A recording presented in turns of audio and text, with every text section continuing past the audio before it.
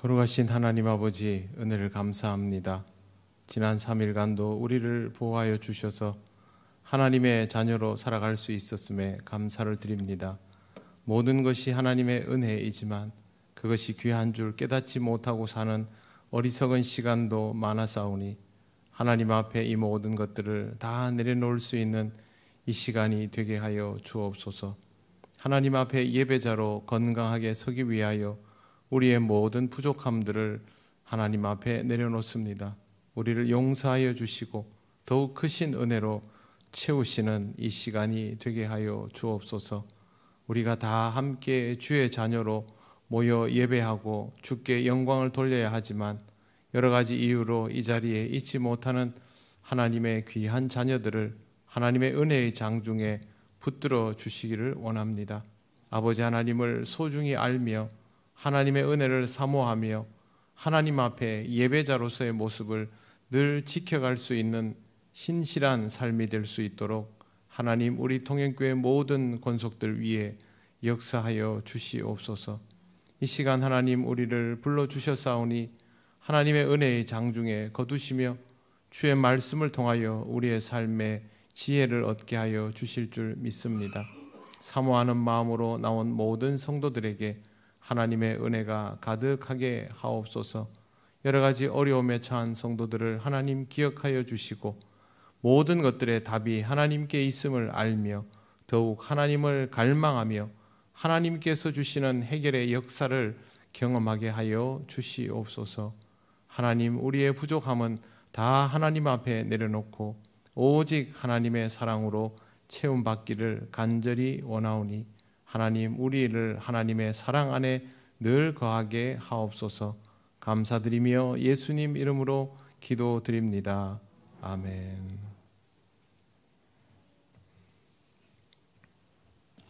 하나님 말씀 민수기 5장 오늘은 1절에서 4절까지만 보겠습니다.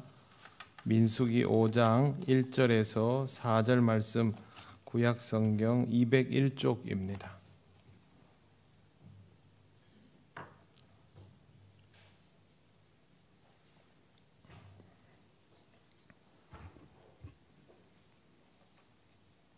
(1절부터) (4절까지) 한 절씩 교독하겠습니다. 여호와께서 모세에게 말씀하여 이르시되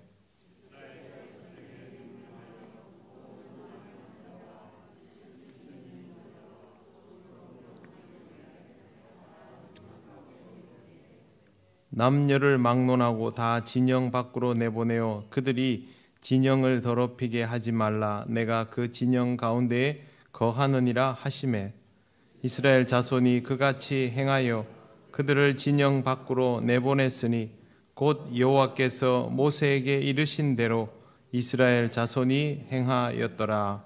아멘. 기도드리겠습니다. 하나님 아버지 은혜를 감사합니다. 오늘 우리에게 주신 이 말씀을 깊이 상고하며 하나님의 뜻을 잘 헤아릴 수 있기를 원합니다. 성령님 우리에게 지혜를 주시옵소서. 전하오더는 우리 모두가 이 말씀의 의미를 잘 헤아리게 하옵소서. 예수님 이름으로 기도드립니다. 아멘. 네, 반갑습니다. 옆에 분들 인사 나누시겠습니다.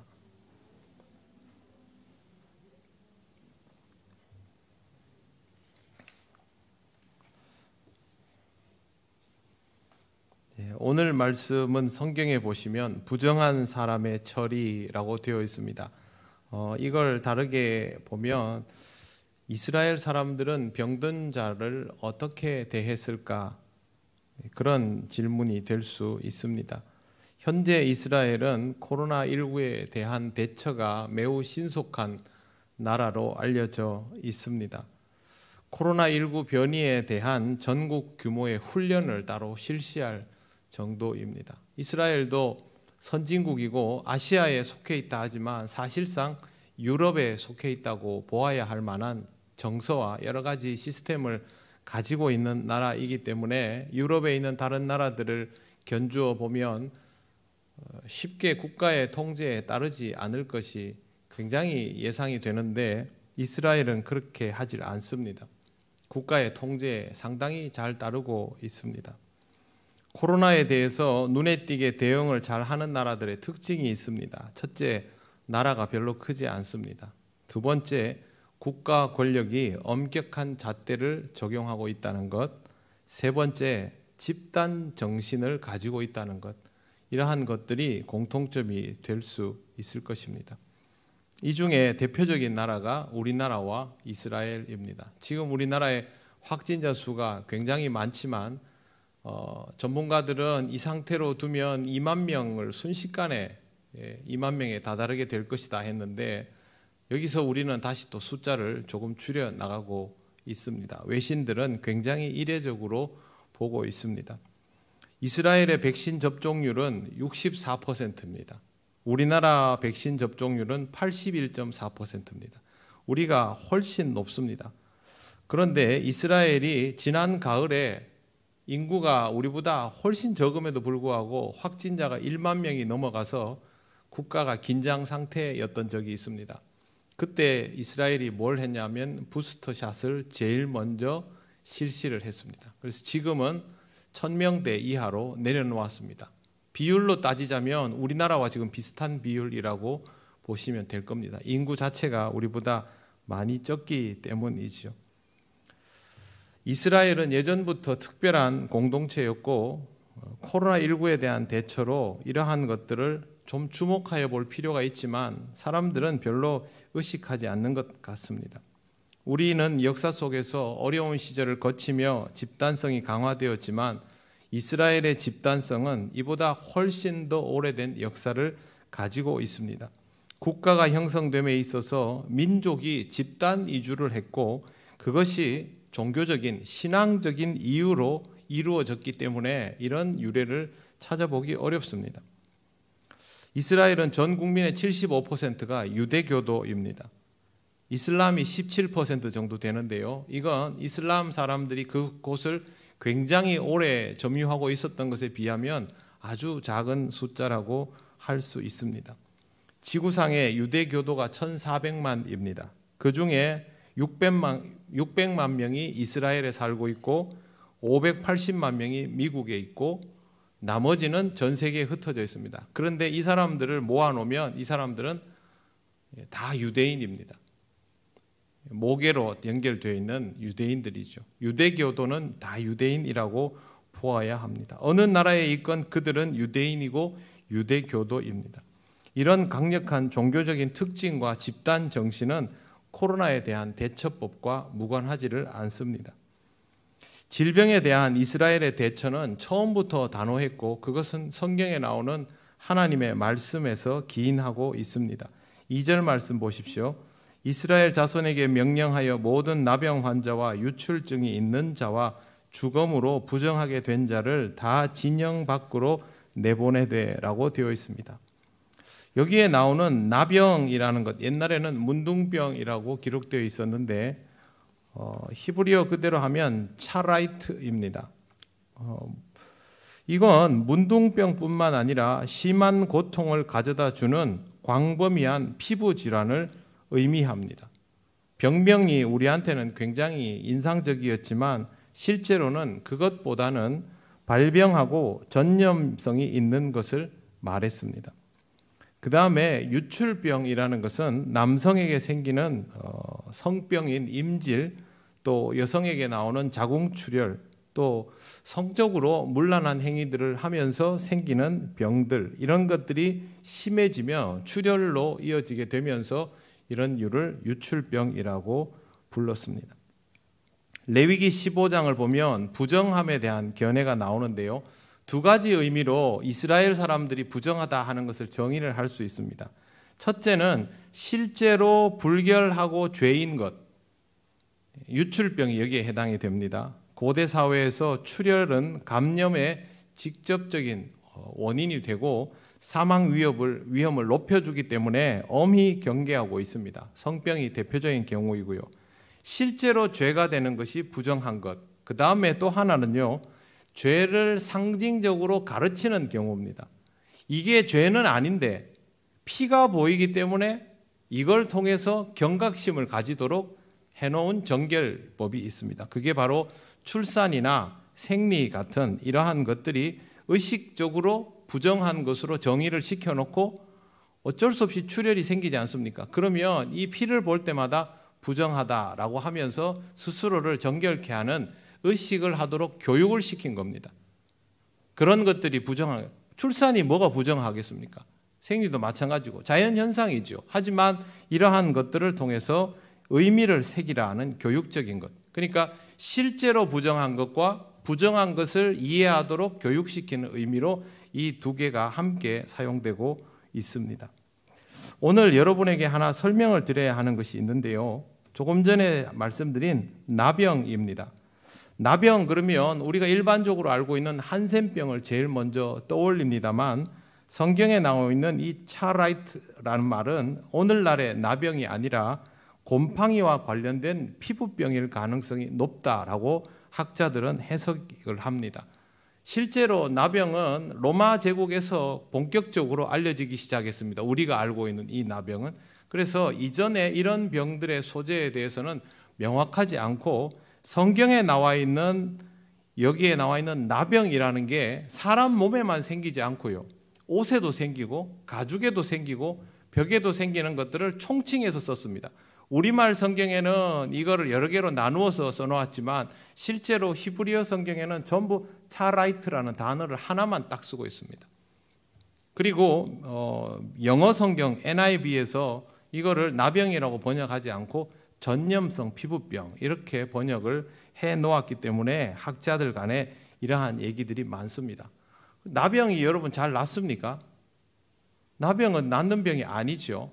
예수님께서 신약시대에 보면 예수님께서 고쳐주셔야 낫는 병입니다. 그런데 구약에 나온 이 차라이트는 경우에 따라서 부정해지고 시간이 지나면 되돌아오기도 하고 이런 것이기 때문에 이건 사막의 건조한 기후에서 또 안정된 가옥이 아닌 광야에서 생활하면서 위생적이지 못한 상태가 되었을 때 그때 발병하는 곰팡이균에 의한 그런 전염성 피부병이라고 학자들은 해석을 하려 합니다.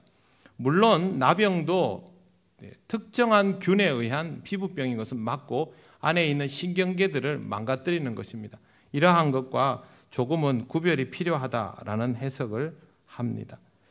그 다음에 죽음으로 부정하게 된 자, 죽은 사람을 만지는 것에 대해서 굳이 더럽다라고 표현할 필요가 있을까? 시체를 만진다는 것 자체를 위생적으로 좋지 못하다라고 단정할 수는 없었지만 예전의 상태에서는 시체에 대해서 이런 생각을 할 수밖에 없었습니다. 전염병이 쉽게 창궐하고 통제가 되지 않는 시절이었기 때문에 시체를 손대지 않는 것이 훨씬 더 안전하고 위생적이었던 것이죠. 성경에서 죽음을 만지는 행위를 부정하게 보도록 하나님께서 가르치신 것은 첫째는 죽음을 죄로 인한 하나님의 저주의 결과로 보았기 때문입니다. 그리고 두 번째는 시체는 급속도로 부패하기 때문에 시체를 만진 자가 병균에 오염되기 쉽습니다. 이스라엘 무덤의 특징이 있지 않습니까? 우리 같은 이런 매장 풍습이 아니죠. 굉장히 부패가 빨리 진행되는 지역입니다. 그러니 그냥 추운 지방처럼 시체를 함부로 두어도 상하지 않는 그런 상태가 아니어서 일단 사람이 죽었다 하면 그때부터 부패가 시작되니까 손대지 않도록 하나님께서 엄히 경계를 해 놓으신 것입니다. 이걸 보면서 우리도 시체를 손대면 안 되겠구나. 그러면 사람이 직업상 시체를 손대야 하는 사람들도 있지 않습니까? 그럼 이런 사람들은 좋지 못한 직업을 가지고 있는 사람이거나 그렇게 받아들이면 안 됩니다. 성경을 문자적으로 받아들이면 안 되는 이유가 바로 이러한 것들이죠. 그 시대에 맞게 하나님께서 주신 그 가르침은 지금 우리는 이 시대에 맞게 의미들을 훼손시키지 않고 받아들이고 이걸 사용할 줄 알아야 합니다. 성경의 문자들이 다 소중한 것은 맞지만 성경을 문자 그대로 지키는 것이 아니라 그 성경의 의미들을 지켜야 됩니다. 우리가 히브리어를 제대로 해석하면서 한다는 보장도 없지 않습니까? 그렇기 때문에 의미가 더더욱 중요해지는 것이죠. 의미는 이렇습니다. 먼저 하나님의 저주를 받지 않는 인생, 복된 인생이 되어야 한다라는 것.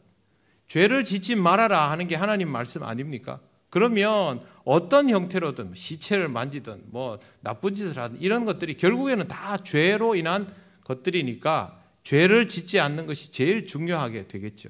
그래서 중요한 것은 죄를 짓지 않는 인생, 저주를 받지 않는 인생. 하나님으로부터 저주를 받아버리면 안 되니까 저주를 받지 않는 복된 인생이 되어야 한다라는 내용이 여기에 담겨 있는 것입니다. 또 한 가지는 뭐냐 하면 전염병이 퍼지지 않도록 하라는 것이 오늘 우리가 읽은 말씀에서 굉장히 중요한 부분입니다. 3절을 한번 보십시오.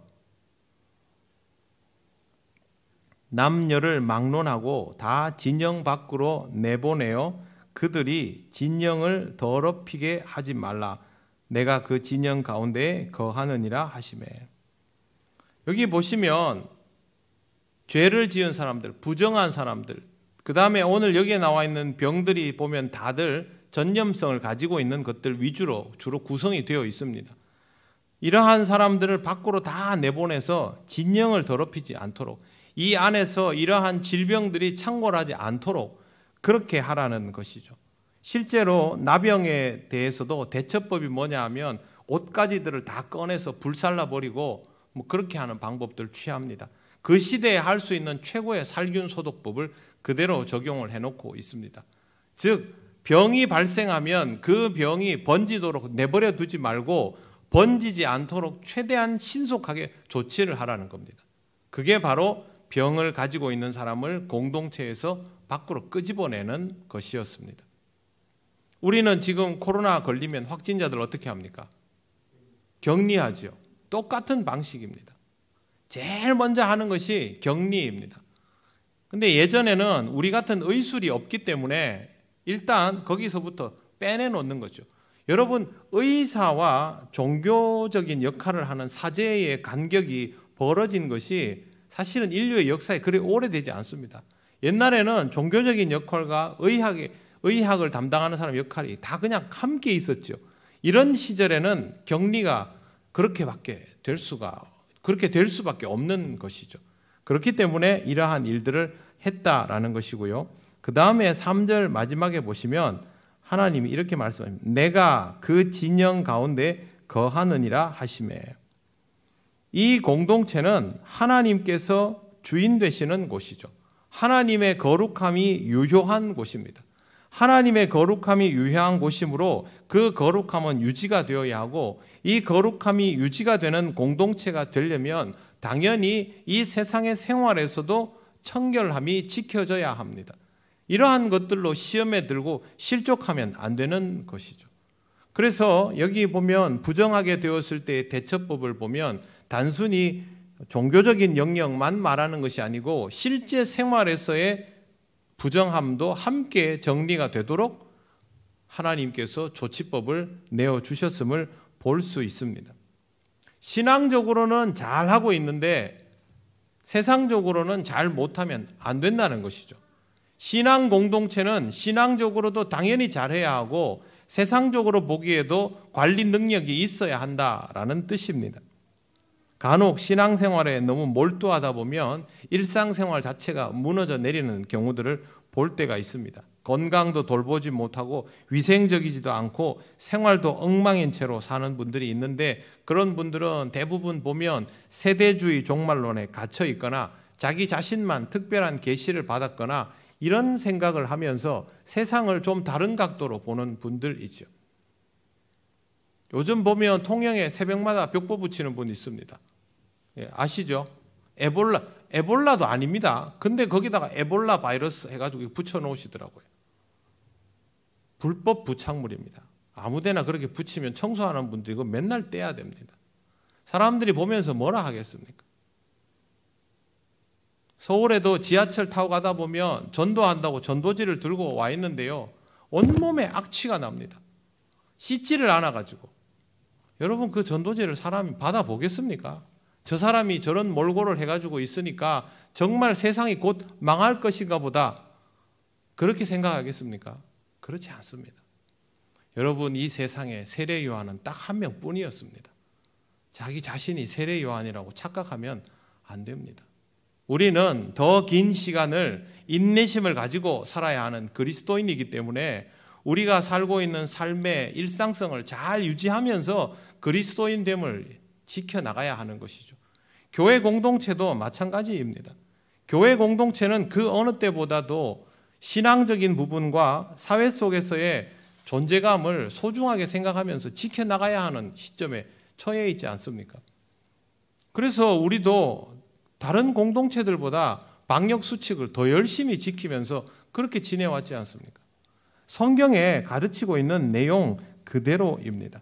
우리 자신의 거룩함을 지켜나가면서 영육 간의 강건한 삶이 되도록 해야 한다라는 것이죠. 하나님이 내 안에 거하신다라는 것은 이런 방식으로 드러나야만 제대로 유효할 수 있습니다. 그래서 여러분도 저도 우리 모두는 이러한 것들을 잘 관리해야 합니다. 우리의 신앙은 생활 속에서 이루어지기 때문에 생활이 건강해져야 하죠. 지난 2년간 코로나를 경험하면서 여러분 이런 거 느끼지 않았습니까? 나 한 사람이 교회가 돼버릴 수 있구나. 교인 중에 한 명이 확진자가 나오면 그 교회가 전부 감염자인 것처럼 취급을 받지 않습니까? 무시무시한 일이 벌어지는 것이죠. 실제로 여러분 한 교회에서 확진자 한 명이 나오면요, 그 교회는 일정 기간 동안 폐쇄가 되고 또 다시 문을 열고 나서도 상당 기간 동안 복구가 되지 않습니다. 엄청난 타격이 입습니다. 이게 우리 자신 한 사람 한 사람의 관리에 따라서 달라진다면 여러분 우리가 이걸 조심할 수밖에 없는 것이죠. 이스라엘 공동체에서 전염병이 한 명 발생을 했습니다. 그러면 일단 그 사람을 통해서 삽시간에 번져나갈 수 있지 않습니까? 그렇게 하지 않으려면 굉장히 주의를 기울였어야 한다는 것이죠. 참 놀라운 것은 이스라엘 공동체가 지금부터 3,500년, 거의 3,500년 전 공동체인데도 불구하고 이런 전염병에 대한 대처 자세를 보면 지금 이 시대에 갖다 놓아도 별로 손색이 없을 정도로 정말 세련되어 있습니다. 하나님께서 가르쳐 주신 지혜가 아니면 이렇게 할 수가 없는 것이죠. 역사상 교회가 항상 지혜로웠던 것은 아닙니다. 1347년에 흑해 북쪽에 그리스 그 위쪽 동네입니다. 그쪽 제네바의 무역기지 카파에서 흑사병이 전염되기 시작했습니다. 그리고 딱 4년 만에 유럽 전체로 퍼져나가면서 유럽 인구의 30%가 죽었습니다. 쉽게 얘기해서 3사람 중에 1명이 죽었으니까 집집마다 사망자가 나온 것이죠. 엄청난 사건이 발생한 것입니다. 이 인구가 회복되는데 200년이 걸렸습니다. 문제는 상황이 이렇게 되니까 세상 사람들이 교회에다가 답을 요청한 겁니다. 다 그리스도인 아닙니까? 그러니까 감당할 수 없는 현실 속에서 교회에게 답을 달라고 한 것이죠. 교회는 답을 줘야만 하는데 교회도 잘 모른단 말입니다. 그때 교회가 내놓은 답이 참 어이없는 것들이었습니다. 뭐냐 하면 누군가를 죄인으로 정해놓고 그 사람들을 처단하는 방식을 선택한 겁니다. 이 당시에 나온 게 뭐였냐 하면 유대인들이 우물에 독을 풀었다. 그래서 유대인들을 몰살시켰습니다. 기독교인의 입장에서 보면 유대인이 예수님을 박해했으니까 밉단 말이죠. 그리고 실제로 유대인들은 전 세계에 흩어져 있으면서 지독한 생존력을 가지고 있고 다른 사람들과는 종교적 타협을 전혀 하지 않는 이질적인 사람들이었기 때문에 항상 배타적인 존재였습니다. 이럴 때 딱 걸리는 것이죠. 히틀러가 유대인들을 학살한 것도 같은 의미입니다. 그렇게 해서 유대인들을 몰살시켰습니다. 그리고 그 당시에 마녀라고 지목된 사람들, 그 사람들을 다시 흑사병의 원흉이다 해서 화형을 시켰습니다. 이런 일들이 비일비재하게 일어나게 되었고 교회는 이런 일들을 하고 있는데도 흑사병에 대한 답을 주지를 못했습니다. 결국 세상은 점점 혼란에 빠져들었고 사람들은 교회가 답을 줄 수 없구나. 무슨 일이 발생했느냐 하면요, 전염병 별거 아니다. 하나님이 우리 믿는 자는 지키신다. 그러면서 방역 수칙도 잘 안 지키고 멋대로 돌아다니던 목회자와 열광주의 신도들이 전염병에 더 많이 죽게 된 것이죠. 이제 사람들이 뭐라고 생각하겠습니까? 교회가 우리를 이끌어주고 전염병을 감당해내거나 이겨줘야 하는데 못했다는 거죠. 이때부터 그 시대의 교회들은 타격을 입기 시작합니다. 재구실을 하지 못하는 교회에 대해서 다시 바라보게 되었고, 이것이 종교개혁으로 이어지는 단초가 되었습니다. 나중에 교회는요, 두 가지 입장으로 나뉩니다. 우리가 흔히 보는 것처럼 전염병 별거 아니다 그러면서 전염병 앞으로 돌진하면서 방역수칙을 어기는 그런 집단과, 여전히 마녀 사냥을 하는 집단과, 또 한 집단은 이게 아니다, 옛날에 초대교회 때 우리 믿음의 선조들이 했던 것처럼 병에 걸린 사람들을 돌보고 그들과 함께 있으면서 이 어려움들을 극복해 나가자 하는 집단이 나왔죠. 이 집단이 나중에 종교개혁 정신과 연결이 됩니다. 루터가 그렇게 했지 않습니까? 흑사병이 유행할 때 루터가 동료 그리스도인들에게 전했던 소식이 있습니다. 예전에 한번 알려드렸는데요. 제가 이거 한번 천천히 읽어드릴 테니까 여러분 한번 들어보십시오. 여러분은 이런 식으로 생각해야 합니다. 나는 하나님이 우리를 자비롭게 보호해 주시기를 구합니다. 그런 후에 나는 소독하고 공기를 정화하도록 돕고 약을 제공하고 약을 복용합니다. 나는 내가 있을 필요가 없는 장소를 피하고 만날 필요가 없는 사람을 피할 것입니다. 그래서 전염병을 막고 우연찮게 다른 사람을 감염시키고 오염시키지 않도록 내가 부주의한 결과로 그들을 죽음에 이르게 하지 않도록 할 것입니다.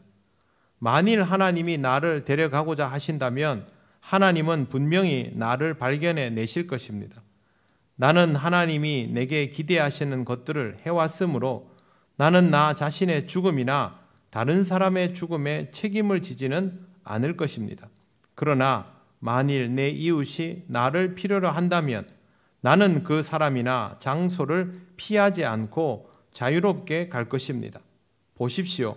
이것이 하나님을 경외하는 믿음입니다.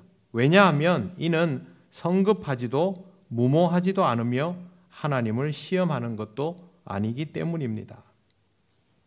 이게 루터의 편지입니다. 루터는 흑사병으로 가족을 잃은 사람입니다. 그렇기 때문에 이게 얼마나 무서운지를 잘 알고 있습니다. 다른 사람에게 피해를 주지 않고 자기 자신도 지켜나가고, 무엇보다 주님의 몸된 교회를 건강하게 유지하면서 종교개혁의 역사를 이어가기를 원했던 것이죠.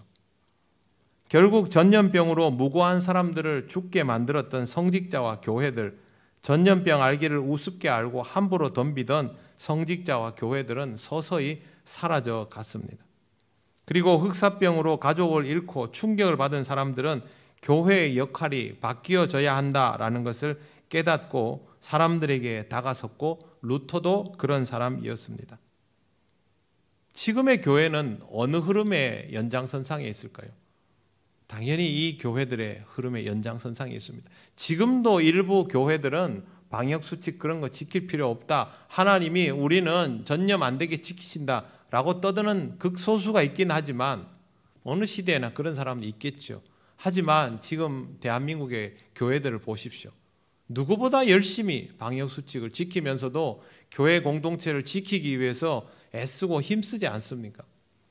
바로 선조들이 이렇게 해왔던 것을 기억하고 있기 때문에 그렇게 하는 것이고, 근본적으로 이런 태도는요, 오늘 우리가 읽은 말씀에서 부정한 것들을 어떻게 정리하고 하나님께서 주신 이 공동체를 정결하게 지켜나갈 수 있을까, 그걸 고민하기 때문에 할 수 있는 태도입니다. 자신을 건강하게 지키면서 상처받은 사람과 사회를 치유하는 공동체가 되어야만 그 시대 속에서 버림받지 않습니다. 예전에는 교회가 세상을 이끌었죠. 하지만 지금 교회가 세상으로부터 외면을 당한다라고 합니다. 그건 교회의 필요성을 느낄 만한 교회의 역할이 없기 때문에 그렇습니다.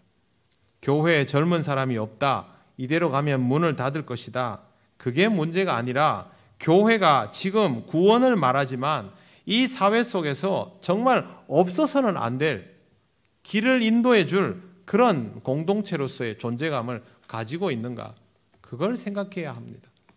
교회는요, 이 세상 사람들이 열심히 일하고 열심히 돈 벌고 열심히 살아가도 얻지 못하는 답을 줄 수 있는 공동체여야 합니다.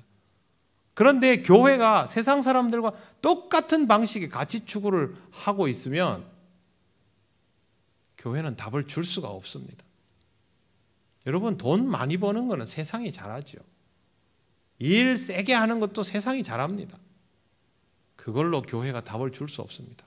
열심히 돈을 벌고도 행복하지 못한 이유, 자기가 원하는 목적을 이루고도 행복하지 못하는 이유, 인생의 한계가 정해져 있는 것을 보면서 만족하지 못하는 이유, 사랑한다고 하면서도 아름다운 말을 주고받지 못하는 이유,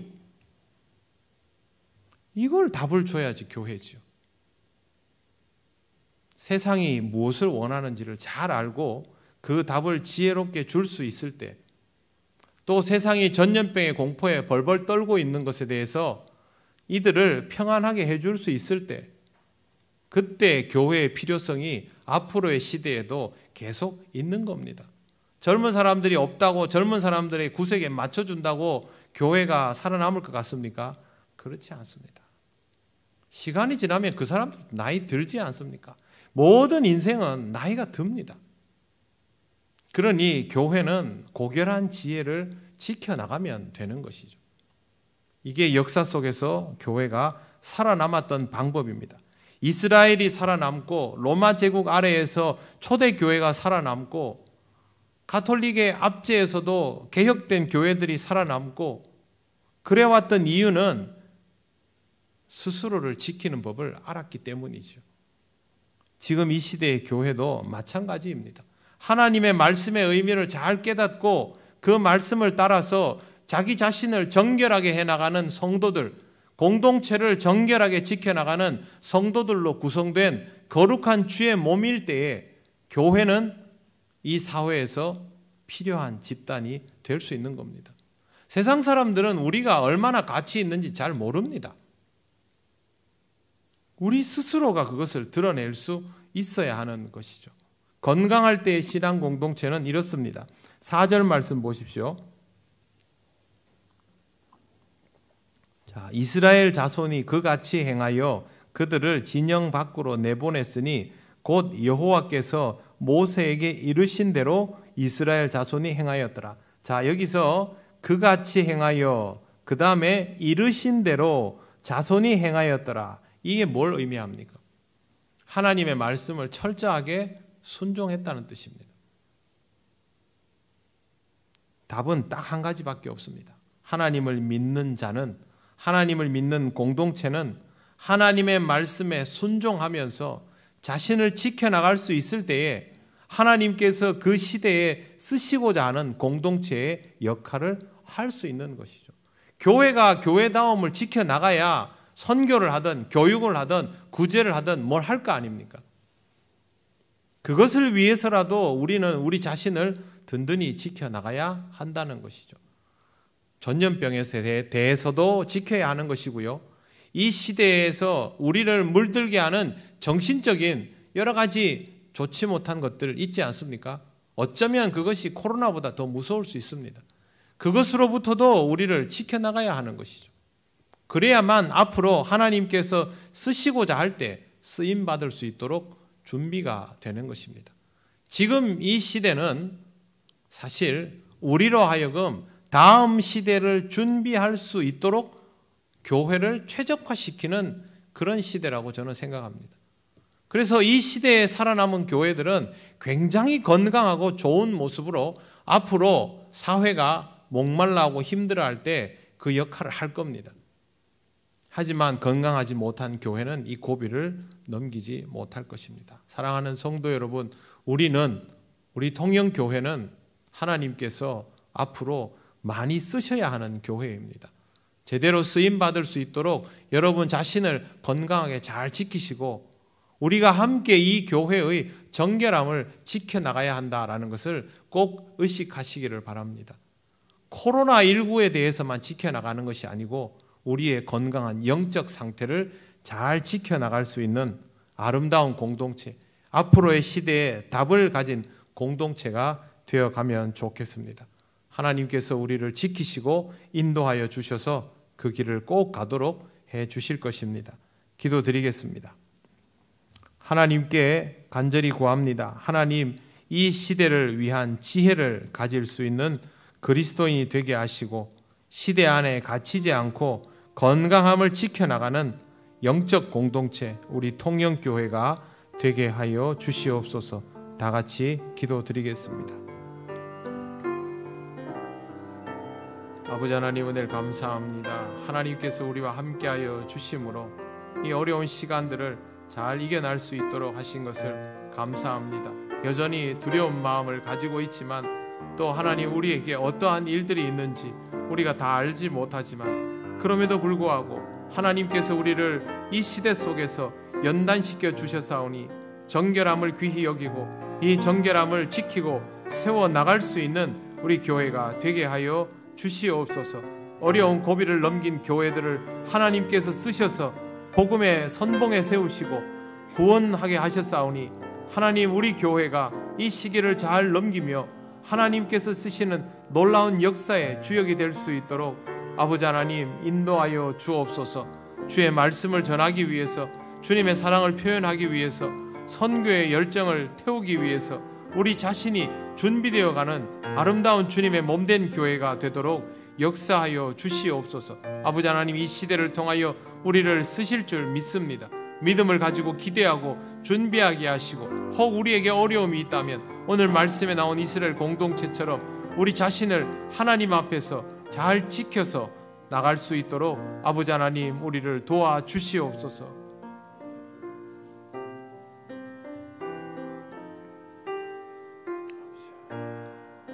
하나님 아버지, 은혜를 감사합니다. 하나님께서 사랑으로 세워주신 주님의 몸된 교회를 잘 지켜나갈 수 있기를 원합니다.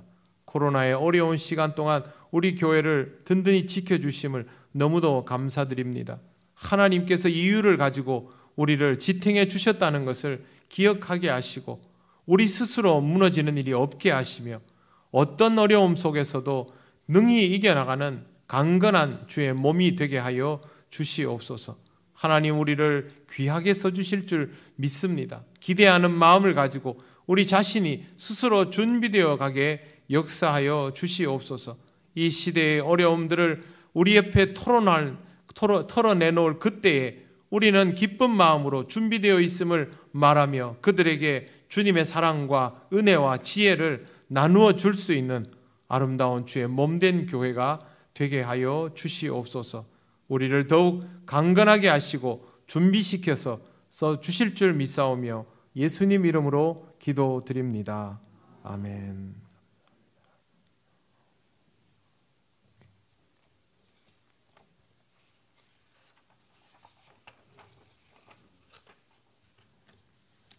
네, 예배 나오신 분들 환영합니다. 오늘 교회 소식 전합니다. 대림절 마지막 주일을 지나고 있습니다. 성탄절이 얼마 남지 않았습니다. 기쁨으로 맞이하는 성탄이 되시고 또 하나님 앞에 영광을 돌리시길 바랍니다. 이번 성탄절에는 성탄 축하를 우리 교회 학교에서 합니다. 코로나 상황이기 때문에 코로나 상황에 맞게 방역 수칙을 지켜가면서 그렇게 모두 준비를 했고요. 또 인원이 맞지 않는 경우에는 비대면으로도 준비를 해 두었습니다. 여러분들도 함께 주님의 탄생을 축하하고 기뻐해 주시길 바랍니다. 다가오는 주일 2부 예배 후에 정기당회로 당회실에서 모입니다. 송미연 집사님 김미역 참기름 판매금으로 장학헌금 하셨고요. 사랑의 쌀 모으기는 이번 주까지 하겠습니다. 저희가 광고를 조금 늦게 해서 늦게 알아차린 분들이 있으시기 때문에 이번 주까지 해서 필요한 곳에 어려운 이웃들을 위해서 잘 사용하도록 하겠습니다. 문의는 김부종 장로님에게 해주시면 되겠습니다. 다른 광고는 주보를 참조해 주시기 바랍니다. 주님께서 가르치신 기도를 올려드립니다. 하늘에 계신 우리 아버지, 아버지의 이름을 거룩하게 하시며 아버지의 나라가 오게 하시며 아버지의 뜻이 하늘에서와 같이 땅에서도 이루어지게 하소서. 오늘 우리에게 일용할 양식을 주시고 우리가 우리에게 잘못한 사람을 용서하여 준 것 같이 우리 죄를 용서하여 주시고 우리를 시험에 빠지지 않게 하시고 악에서 구하소서. 나라와 권능과 영광이 영원히 아버지의 것입니다. 아멘.